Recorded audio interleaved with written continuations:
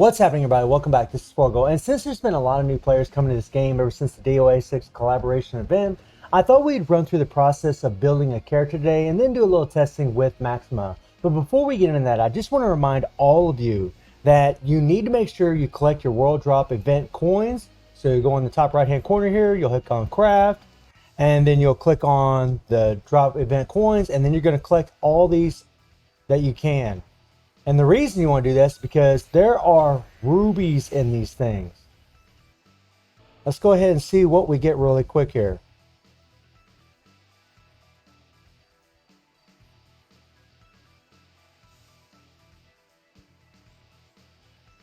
All right, let's do it.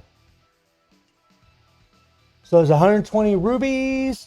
We got 5 gold hammers. We got some false resurrection crisp roulette tickets, which I should have got earlier. But we can still use those things. It's actually really good. And then we got another 100 rubies. So it's actually pretty awesome, right? Except for the fact that I didn't collect it before the false resurrection roulette ended. But let's build Maxima and let's check this guy out. So this is pretty much starting from scratch. Now, whenever you build your characters, and this is going to be for a lot of you newer players. I mean, obviously, if you're a veteran, moderate player, you already know what to do. You already know what's up with this guy or with any of these characters. But usually the first thing you do is you'd actually evolve them. Now, what I mean is you click on evolve, and it's always going to start when they're at level 1 right here.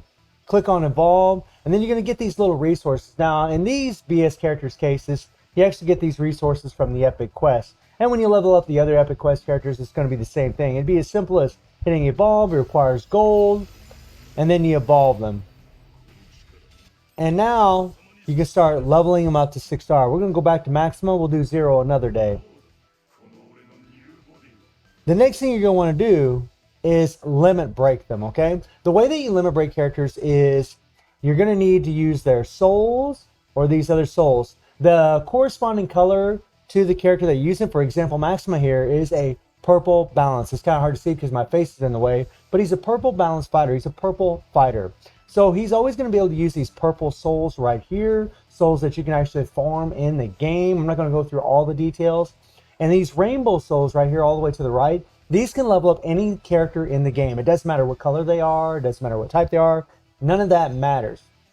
If you had green souls, you'd level up green characters. If you had yellow souls, you'd level up yellow characters, and so on and so on. It's pretty self-explanatory. These all-star souls, these AS souls, you got 2 different types of these purple ones here. There's KOF for KOF original, and they're in a purple coating like the AS soul here. But the AS souls are all-star souls, which work on any all-star character or collaboration character. So it's just something to note. Now we're going to go ahead and use all these. You just hit up. Level up to 90. It requires 600 souls to take a character from level 60 to level 90. Yeah.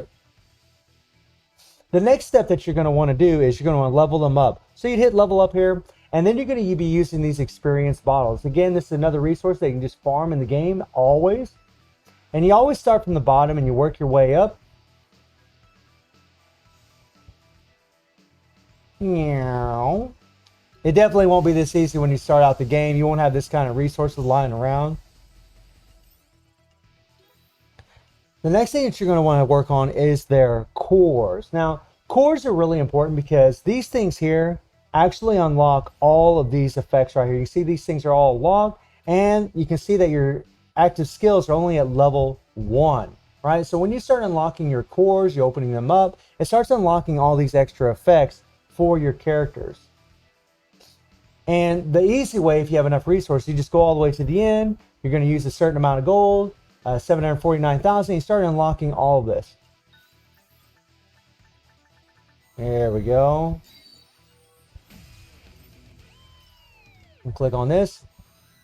Whenever I first started playing this game, I would do these one at a time.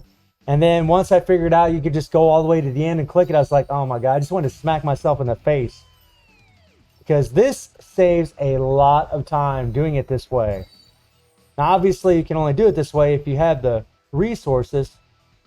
So right now, I don't have any cores, right? And the beautiful thing about KOF is whenever you don't have a certain resource, all you gotta do is click on that thing, and it'll take you exactly where you need to go as far as farming your resources. We got a bit of a long loading screen right here, taking a bit of time. And that said normal, so I could click on normal here. Now I realize you're probably not going to have, auto skip tickets. You're probably going to have to manually play this. And then we can just go back, and hopefully we have enough resources. There we go. And that's pretty awesome, right? KOF does a really good job of making things pretty self-explanatory and pretty easy for people to figure out how to level up their characters. The next thing you want to go and level up is their Affinity. Now, Affinity is very important. If you click on this reward button right here, Affinity is very important because, one, for every character that you level up, you're going to get 50 extra rubies. You see 10 here, 10 here, 10 here, 10 here, 10 here, 50 extra rubies. You're also, once you go up to level 10, you're also going to be leveling up attack stats. You're going to be getting extra HP, extra defense, and you're going to get this extra critical damage by 12%, which is very, very important. That's really going to add to how hard these characters hit. Anything past level 10, level 11, 12, 13, 14, 15, you're going to start getting extra souls. Now, the way that I always do this is I always level characters up to level 10 Affinity, and then whenever I want it, you can use these souls actually in the exchange shop to get other tokens for your summons in the regular banners, whether it's tokens for the summons, for the characters, or for the cards. And for certain characters, you're going to have these Affinity items here, and whenever you see these Affinity items with this little smiley face on there, those are the ones that are going to give you the most experience, if you will. So this one here is actually farmable, and it shows you exactly where you can go to farm if you don't have the Affinity items that you need. But you just click on this little sliding thing here, click all the way over to 10, unless you want to get some extra souls, hit gift, and now we just got an extra 50 rubies, we got our attack stats, we got the extra critical damage, and we pretty much got old boy leveled up. The next thing we're going to do is we're going to go ahead and awaken him. Now when you awaken a character, you're going to need a memory for the characters. These are not like souls, and in Maxima's case, what's awesome is you can actually get a memory from the epic quest, which is dope. That's, well, not specifically from the epic quest, but you'll get resource from the epic quest, and then you can go in what's called the exchange shop to get actual memories for this character, which is pretty cool. You can get one memory per month if you're able to farm, which is awesome. And since we already have one, you click on that, you hit Awaken, and currently in the game, this can actually go up to 5-star. You can take a character from 0 to level 90, and then once you start getting stars, you can take them up to level 50. And then you go back to level up, you level this up to 10, and booyah. Now the other way that you can build this character up is by using these capsules right here. You got attack capsules, defensive capsules, and HP capsules. And these things add CP to your character. And CP is combat power is what that is. So if I was to click on this, you can see that my CP is going up quite a bit. Right? Very nice, right? Now, I don't want to put any capsules on them today because I just want to kind of have a little fun with them and test them out a little bit before we do this. But that's just how to do it. So let's take a look at old Maxima, see what he's got going on now that we got him leveled up a little bit. So, I mean, he's got the grab skill attack damage increase, which is great for him. He's got the increased damage by 18% on a critical hit, which is awesome. He has 20% PG rate, so that's awesome. So whenever you use this guy with a 20% PG rate leadership, which we will be testing today, he's going to have 40% PG rate. And he gains super armor for 3 seconds when attacked on a 10-second cooldown. That's really good. And then he has 100% chance to reset the cooldowns of active skills when using an ultimate move. So every time you do your supers or your ultimate moves, he's going to reset all the skills, kind of like a Orochi, that's fantastic. It means you can go right into your skills immediately afterwards. Builds your PG gains super fast. Really going to be good for PvP, and honestly really good for PvE because, if you're in the Immortal Dungeons, just as an example, and you do your super, you got your skills automatically again, and you can just run right through them. If characters have super, super long supers, that's not a big deal, but characters that have short supers, this is actually really important for them. And then he has an increased damage by 70% for 5 seconds if target's HP is 50% or higher upon landing an attack, which is pretty nice. Gets a nice increase to damage. And then he can gain power by just guarding. So whenever you hit your guard, he can actually gain power.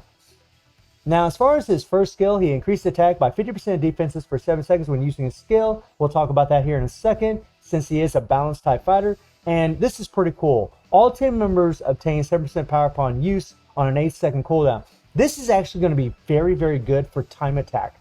If you have this guy on your time attack team, maybe even if you're using him, he's actually going to be quite insane for that. That is awesome because that PG is going to add to all of your other fighters. And then he has an increased attack by 35% for 7 seconds on his second skill. So he's got a nice attack based off defense on the first skill. He's got a nice increased attack buff on the second skill, which is awesome. He also has a blast skill on the first skill. And then he has grab skills on the next 2 skills. And he also has hyper armor, which is awesome with an interrupt skill that can only be used while standing. So when you're standing on your feet, if someone's attacking you, you can actually go into this skill to keep them from interrupting into your skills. And PvP exclusive, removes buffs from the target's active skills upon landing a skill, guard included in. That is very, very powerful. And then as a striker, all team members obtain 15% power upon use. I'm sorry, as a finisher, which is awesome. So he's got 2 different things where he can actually help his members gain PG. Very, very nice, very, very powerful. And some of you are probably wondering, you know, like what card set you're going to use for this guy. He is a balanced time. He does have an attack based off defense. He does have just a regular attack buff. And, you know, from the testing that I've done in the past on a specific character called King from the 7 Deadly Sins collaboration, he's also a balanced type fighter. He also has an increase based off of defense and just a regular increased attack buff similar to Maxima. And we found out that using the Chaos set or the Athena set, or not the Athena set because that only buffs up defensive characters, but the Chaos set actually would be the best for him. And as far as stones for this character, you're going to want to use attack stones. That's the only stones that you're going to want to apply to this guy. Just use solid attack stones. Don't use defensive stones. Only use attack. I'm going to just put this on him for a hell of it. Now, something else to note about when you're building your character is this card right here to the left, on the left side here. That's the one, that's the 3PG or 5PG they're going to use. A question I had in the last video was, how do you know the difference between a 3PG and a 5PG? Right here. See that 3.0 tier? That signifies 3PG. If it said 5, then it would signify 5PG. Another way is that, well, let me go ahead and level this thing up really quick here. Also, another way to know the difference between a 3PG and a 5PG, if you're looking at this screen right now and you're looking at the card, you'll see a little red icon underneath the 10 in green, the number 10 in green. Right under that icon, right under there, there's a little red icon. If it's red, that's a 3PG. If it's, let me show you, see if I can find another one that has a 5PG here. See how like this one for Rugal has a green icon there? That's 5PG. If I click on that, you see 5PG. So that's how you know the difference between 5PG and 3PG. I know some of you are thinking, man, we already know this, Forgo. But I did get questions asking about this. Now, I don't have any imprint stones for him yet because you're going to need low-cost 60 characters to be able to get imprint stones from the Epic Quest. And right now, it's still very, very difficult for me to try to get that thing. So I haven't acquired that yet, but that video will be coming up soon. And his 3PG also offers us obtain 10% power when using Atomic Impact. So he's got a lot of PG gain, which is pretty freaking sweet. So let's take this guy in a test run. Since he is a purple fighter, he's actually going to have a type advantage against Immortal Typhon, which is pretty awesome. And I've already set up a team here where we got our PG rate leadership with Halloween Chris with the increased purple fighter attack by 45% and the PG rate by 20%. Then we got Kula, of course, for the chill and freeze because you obviously want that on the first team. And then we got Maxima, and we're just going to see how much damage this first team does. Now, granted, you know, my Chris is, 5-star, my Kula is 5-star, but we're just going to see how well Maxima can do here and how fast he's actually going to build up his 3PG.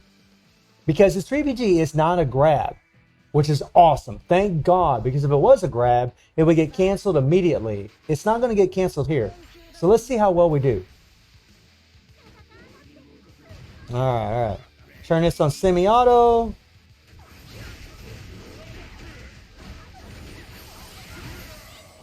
Oh yeah, come on. Cancels immediately. That's another thing about characters with grab skills is that you can cancel their skills. Well, their skills get canceled immediately.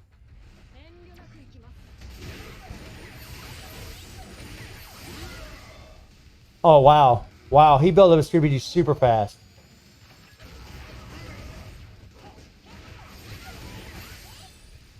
Now all these characters, all these 3PGs aren't really that long, which is kind of a bummer. Hey, get over here, man.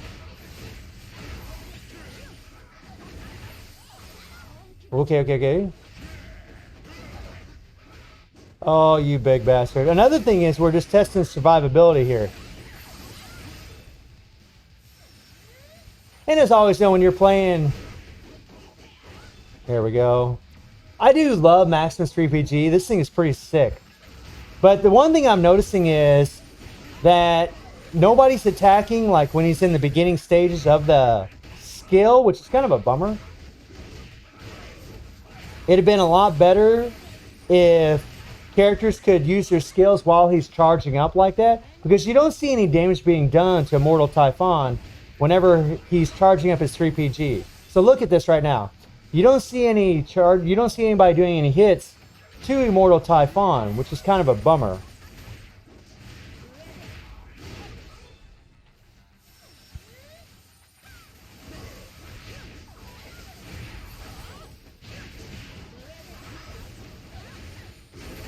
So I mean, we did 100,000, 110,000 damage in the Immortal Dungeon here, which isn't bad, but it's definitely nothing great. But keep in mind, Maxima's just level 10, no capsules. I mean, he's not leveled up. He doesn't have any imprint stones. But, well, actually, let me look at some. Well, never mind. But his survivability was really, really good. He could easily survive that, no problem.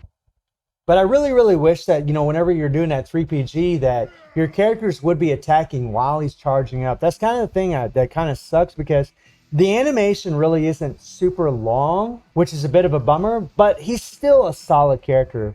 The thing that you'll notice about Maxima, though, is, he doesn't have any decreased damage received. He doesn't have any immunity except for the hyper armor in his kit. I mean, he's got a lot of attack buffs. He's going to be really good in PvP. But the fact that you can farm this character in the Epic Quest really is amazing. I think it's just absolutely awesome that we can do this, because he is a solid character. I mean, he is going to do... I've seen him do very, very well in PvP. He's actually quite strong. This, active buff, this disable the target's active skills for 4 seconds upon landing skill, that is powerful. That's a super annoying effect to deal with when you're fighting a character like this. The fact that he's got interrupt skills and the hyper armor, all these attack buffs, all the team member obtained gain. I mean, he's going to obtain PG super, super fast in PvP and PvE. He's probably going to be a god in time attack for a lot of players out there. I mean, Maximus is a solid character. He is a solid character. He's not going to be one of the best BS characters out there, because, Netmarble's not going to give us the best BS characters to be able to farm. But he is a damn good one. So let me know what y'all think about Maxima. And I do stream on Twitch at 9 p.m. GMT plus 7 time. The link will be in the description below. And I hope you enjoyed the video. Thank you for watching. Y'all take care and have a good one. See ya.